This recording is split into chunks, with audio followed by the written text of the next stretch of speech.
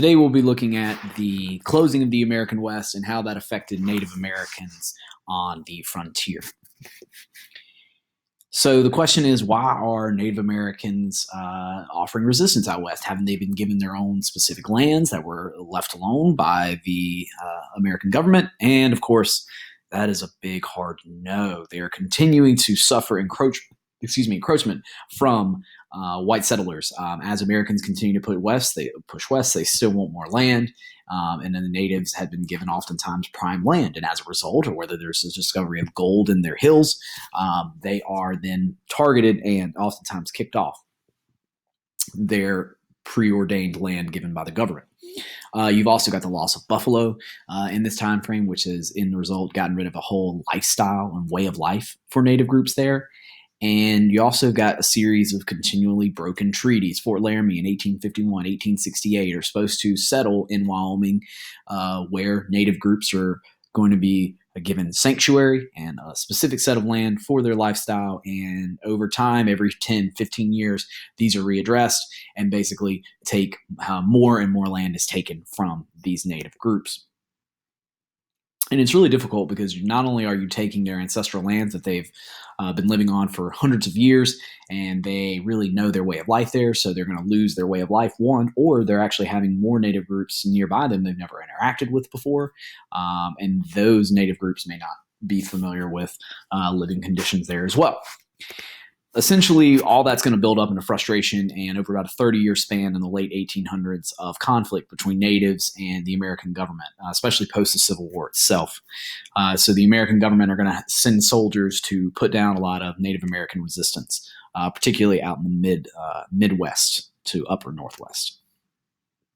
This all comes to a head in 1871 with the Indian Appropriations Act, and that basically ends any independent tribal recognition. They're all treated as one specific just group in general, Native Americans, not individually with Sioux, Cheyenne, whatever.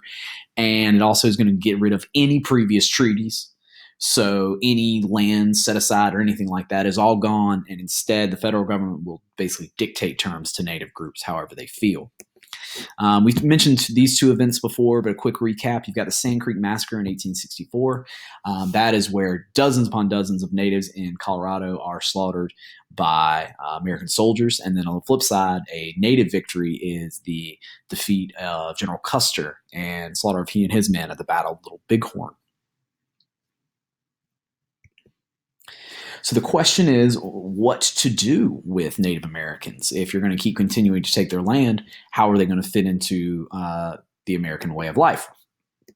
So there's a book called A Century of Dishonor. It's written by Helen Hunt Jackson, pictured here. And A Century of Dishonor it tries to show that Native Americans have been consistently belittled, tormented throughout American history, and are a victim of the United States government. And it really does help shed a lot of sympathy or gather a lot of sympathy for the Native American plight there, and shows the ruthlessness of the American government. The hard part is that the book made a reaction of that. People said, oh, well, this is so terrible, then we should help them. Let's help them assimilate to the United States way of life then, and that way everything will be better for them. That is not necessarily how, it's not going to make everything better, but that's a byproduct of it. So yet again, you mean well, but that doesn't mean it's actually going to be beneficial. And so this big civilizing mission comes about. One of this is the Dawes Severalty Act in 1887. The goal here is to get rid of tribal organizations in general. So the idea is just tribes, no more any kind of independent organizations. People get rid of that as a way of organizing their family.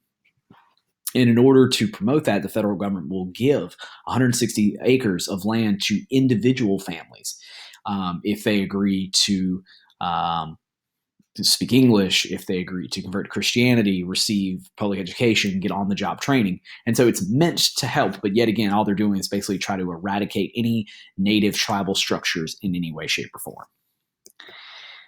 You've also got this crazy idea of taking native children and putting them in specific boarding schools, like, for example, the Carlisle Indian School. They'll basically take native children from their tribes and try to educate them in the American way of life for obviously worse pretty much here. And essentially all of this for the next 50 years is going to be just one massive failure. It's going to upend native ways of life. They're going to lose any kind of support, and really essentially you're looking at a loss of their whole tribe and family structure.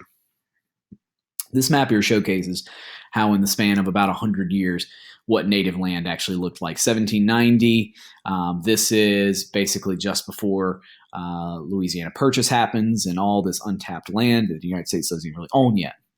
By 1830s, you got Indian Removal Act, so natives are given a lot of land still out west, though. Within 20 years of that, through a series of treaties with Fort Laramie's, etc., you're losing more and more. 1890 is what you're looking at around the Dawes Act time frame.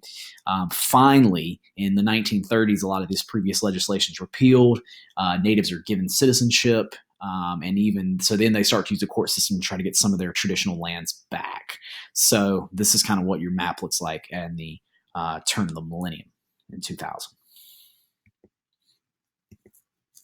So the kind of last gasp of resistance is what's called the Ghost Dance. And the Ghost Dance was a religious and spiritual reaction and movement to the Dawes Act. And basically, the American government sees it as this huge threat because a lot of natives get together, and it has various iterations, but the Sioux are one of the best examples of a famous chief called Sitting Bull here.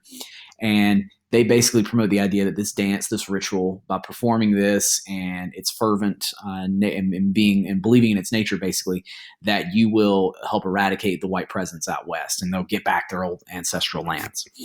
What the American government does is that they send soldiers in, and probably the worst massacre in the federal military's history here is what's called the Battle of Wounded Knee towards Native Americans. That's several hundred Sioux are massacred by an American force, and this basically kind of quells any and all resistance at this point and ends the threat, quote unquote, of the Ghost Dance. Wounded Knee has been depicted in a lot of different books and movies as well. Bury My Heart at Wounded Knee is probably one of the most famous. So the idea here is that if you have the West basically settled, what does that mean? By 1890, looking at the census and the population out west, it looks like it's all said and done. Oklahoma, which was up to 1889 untapped Indian territory, native territory, that's going to be opened up for settlement. And so once all that's claimed, and there are literally people like waiting morning of to rush into Oklahoma and claim land when the Native American territories opened up for settlement. With that being done, then the West is closed. This idea is over of untapped potential out west, and that's what Frederick Jackson Turner argues here in the significance of the frontier in American history. We're going to take a look at this in class, but essentially,